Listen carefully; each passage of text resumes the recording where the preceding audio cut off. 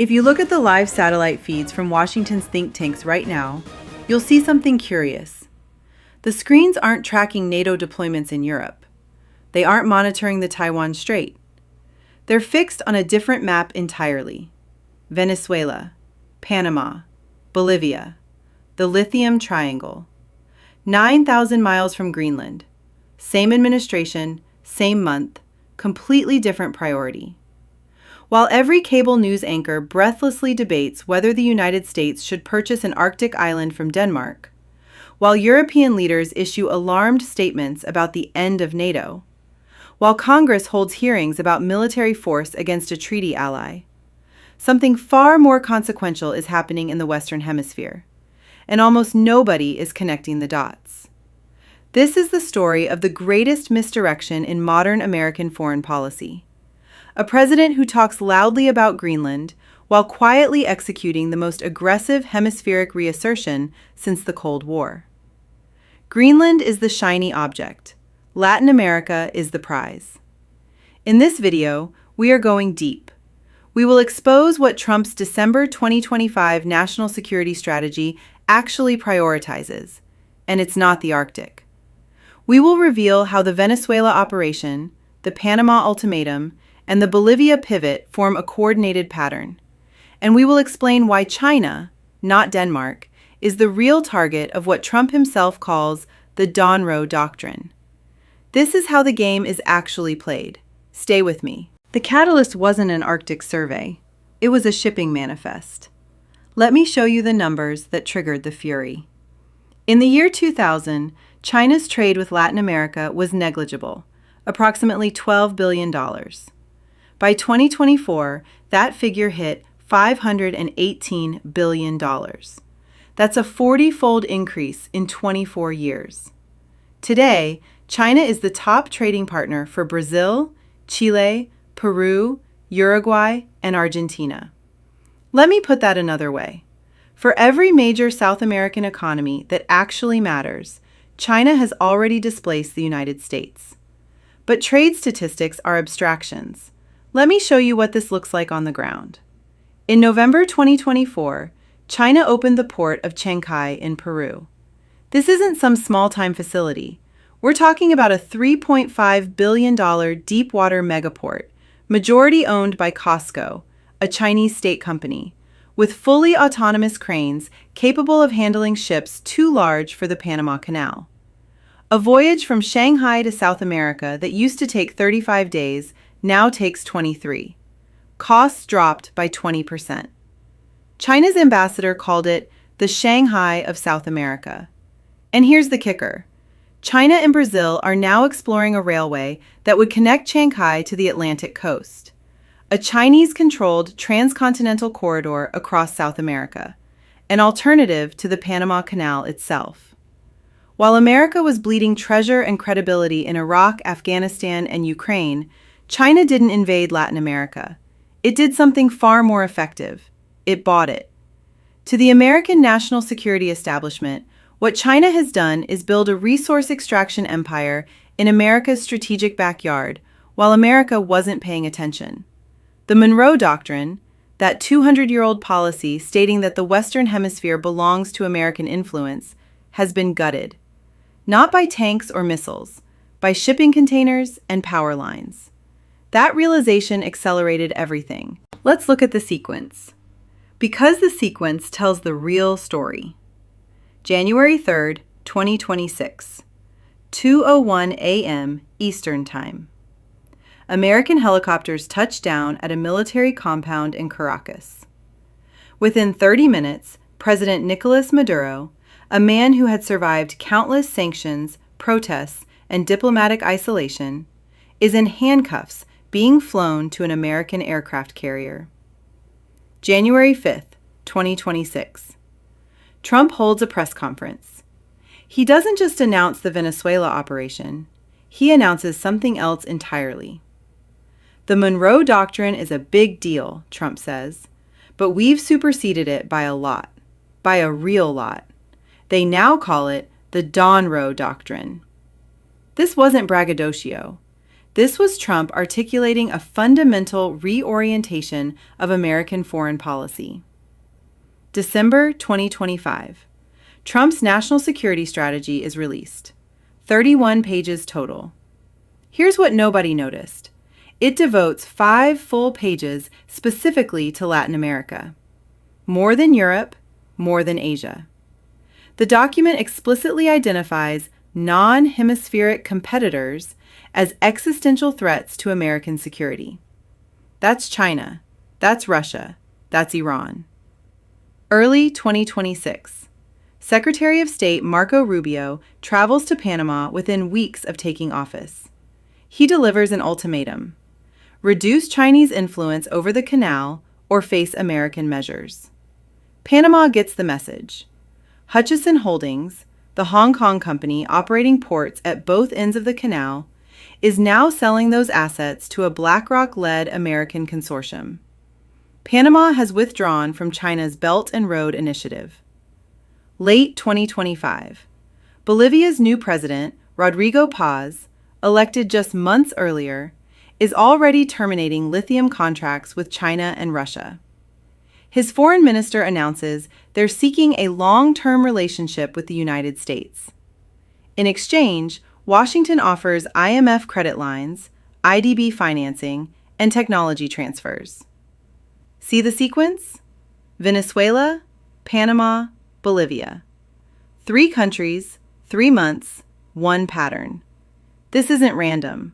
This is coordinated. And buried in all of this, while the headlines scream about Greenland, is the real strategy. Now let me show you the second layer. The one the Greenland headlines are hiding. The Lithium Triangle, Bolivia, Argentina, and Chile, holds 60% of the world's lithium reserves. This is the battery metal, the one that makes electric vehicles possible, the one Elon Musk's entire empire depends on.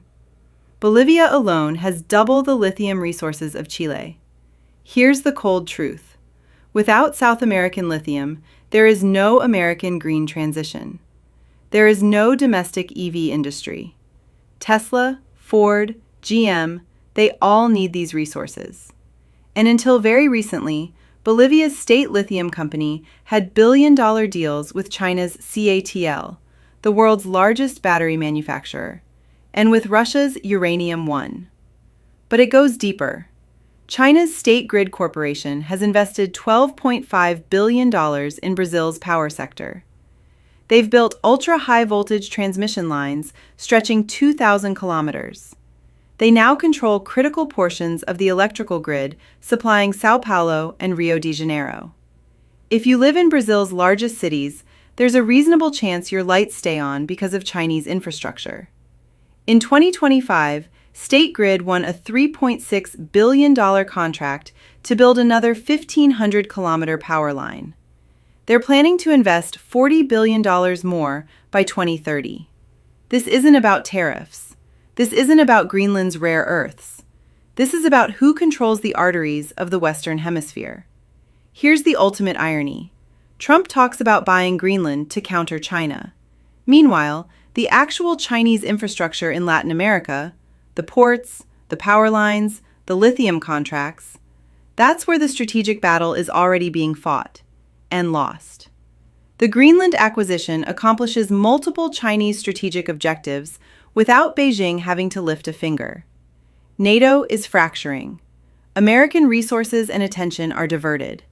The rules-based international order is being undermined by American actions. You have to appreciate the irony. Beijing doesn't need to invest in Greenland if the United States is doing their strategic work for them. This isn't about buying an island. It's about controlling a hemisphere. The global reaction reveals where America now stands in the international order. On January 4, 2026, Brazil, Spain, Chile, Colombia, Mexico, and Uruguay issued a joint statement expressing profound concern and firm rejection of the military actions carried out unilaterally in Venezuelan territory. They described Latin America as a zone of peace and warned against any intent for governmental control, administration, or foreign appropriation of natural or strategic resources. That last phrase is critical. They weren't defending Maduro. They were warning Washington that seizing Venezuela's oil would be recognized for what it is: imperial resource extraction dressed in the language of liberation. Brazil's President Lula da Silva called it an unacceptable line that had been crossed. He warned it represented the first step toward a world of violence, chaos, and instability, where the law of the strongest prevails over multilateralism. Mexico's President Claudia Sheinbaum delivered a line that will echo through history. The history of Latin America is clear and conclusive. Intervention has never brought democracy. But here's the corporate response nobody's discussing. Under intense pressure, Sheinbaum's government is advancing legislation to impose tariffs up to 50% on Chinese goods, specifically to prevent Beijing from using Mexico as a backdoor into the American market. Argentina's Javier Milei has become Trump's closest regional ally. When Trump threatened Panama, Milei declared his unequivocal support for delivering the canal to Trump. He was the only regional leader to refuse signing a CELAC statement defending Panamanian sovereignty. The hemisphere is being sorted. So who actually wins in this reordering? The obvious winner? American extractive industries and defense contractors. The lithium deals being renegotiated away from China flow toward American and allied mining companies. The unexpected winner? China's narrative. For years, Beijing has positioned itself as an alternative to American-led institutions. Through BRICS, through the Belt and Road Initiative, through the New Development Bank, Beijing has been constructing parallel systems that reduce dependence on dollar-denominated financial architecture. The Venezuelan crisis has handed China the most powerful validation of this strategy imaginable. Every speech Xi Jinping has ever delivered about American hegemony, every warning Chinese diplomats have issued about the weaponization of finance, all of it has just been proven correct in the most dramatic fashion possible. Hours after the Venezuela strike, China conducted Justice Mission 2025 military exercises simulating blockades of Taiwan's largest ports. The message was unmistakable. If you can conduct military operations to secure your strategic interests, so can we. The obvious loser, Venezuelan sovereignty, but also, counterintuitively, American soft power. The coalition that condemned this action wasn't limited to the usual suspects. It included some of Washington's closest regional partners. The trapped player? Brazil. President Lula faces a binary choice: maintain Chinese economic relationships and risk escalating American pressure, or capitulate to the Donroe Doctrine and abandon 2 decades of strategic autonomy. The long game versus short game. China is playing a 10-year game. Washington is playing a 10-day news cycle game. Those strategic horizons don't match. Sources inside the administration describe a president fixated on hemispheric dominance in ways that surprise even his advisors. The Greenland rhetoric, according to these sources, serves a dual purpose: distract European allies with an impossible demand, while executing the actual strategy in Latin America. Reports describe Trump watching the Bolivia lithium renegotiations with particular interest. He keeps asking about Musk, one staffer reportedly said. He wants to know if Elon is happy. The connection is significant. Without South American lithium, Tesla's supply chain faces existential risk. Musk's entire empire depends on resources that China was systematically locking up. For a man who measures success in deals, the Donroe Doctrine represents the ultimate transaction, trading hemispheric goodwill for resource security. But there's desperation underneath the bravado. The reality that China has already built infrastructure in Latin America that can't simply be tariffed away is clashing with the narrative that American dominance can be restored through force alone. Staff describe meetings where the complexity of untangling Chinese investments gets waved away with, "just take it." The psychology here isn't complicated. It's the builder's mindset applied to geopolitics. If you can't outbuild them, outmaneuver them. If you can't outmaneuver them, outmuscle them. History will likely look back at January 2026 as the turning point, the moment the United States formally abandoned the post-Cold War consensus on hemispheric relations. Let me show you the pattern. 1823. The original Monroe Doctrine declares the Western Hemisphere closed to European colonization. 1904. The Roosevelt Corollary asserts America's right to intervene in Latin American affairs. 1954. CIA-backed coup in Guatemala establishes the template for Cold War interventions. 1973. Pinochet coup in Chile, supported by the Nixon administration. 2019. Failed regime change attempt in Venezuela under Trump's first term. 2026. The Donroe Doctrine. Force, coercion, ultimatums. The iron fist inside the velvet glove, with the glove now removed. Each iteration happens faster. Each escalation comes more easily. The trend lines converge on a single question. Can the United States win through coercion a competition it already lost through neglect? America offered ideology. China offered concrete. That's the vulnerability at the heart of the Donroe Doctrine. What does this mean for you? Scenario 1. The coercion works. Latin American countries capitulate to American pressure.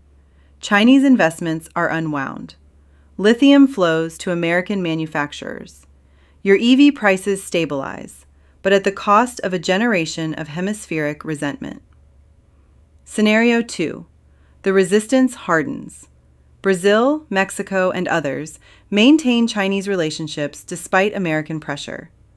Washington escalates. Secondary sanctions ripple through supply chains. Your smartphone gets more expensive. Your car gets more expensive. The inflation you thought was over comes roaring back. Scenario 3. The bifurcation. The hemisphere splits. Pro-American and pro-Chinese blocs solidify. Trade becomes political. Geography becomes destiny again. The nuclear option, the one that should terrify everyone, is resource strangulation. If America successfully forces Latin America to choose, and Latin America mostly chooses America, China faces supply constraints on the raw materials that feed Chinese industry. Not immediately, not catastrophically, but slowly, steadily, the inputs that power the world's factory become subject to American approval.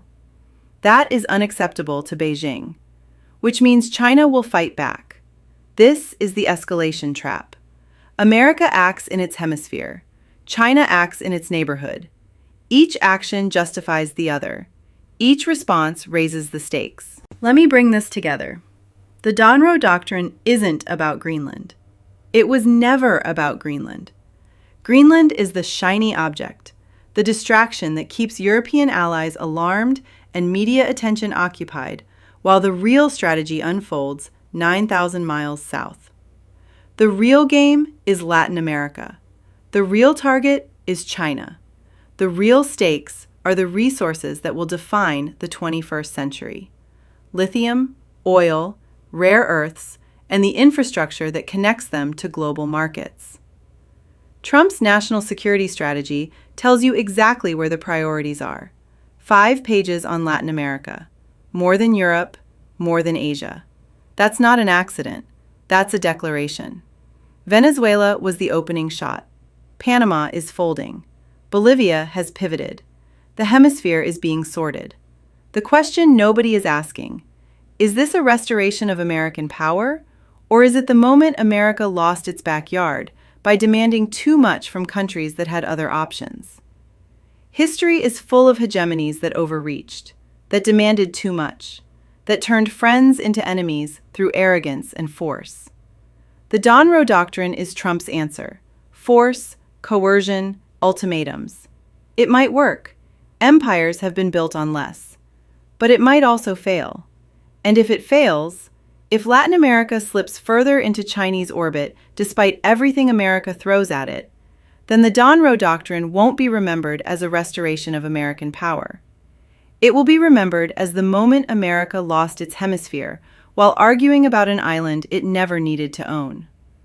The ghost of the Monroe Doctrine has risen from its grave. It has a new name now, and it's hungry. If you're starting to connect the dots, subscribe. We're tracking the money, the treaties, and the silence between world leaders. Let us know in the comments. Do you think the Greenland circus is deliberate distraction or strategic incompetence? This is Red Team Politics. This is how the game is actually played. And now you know.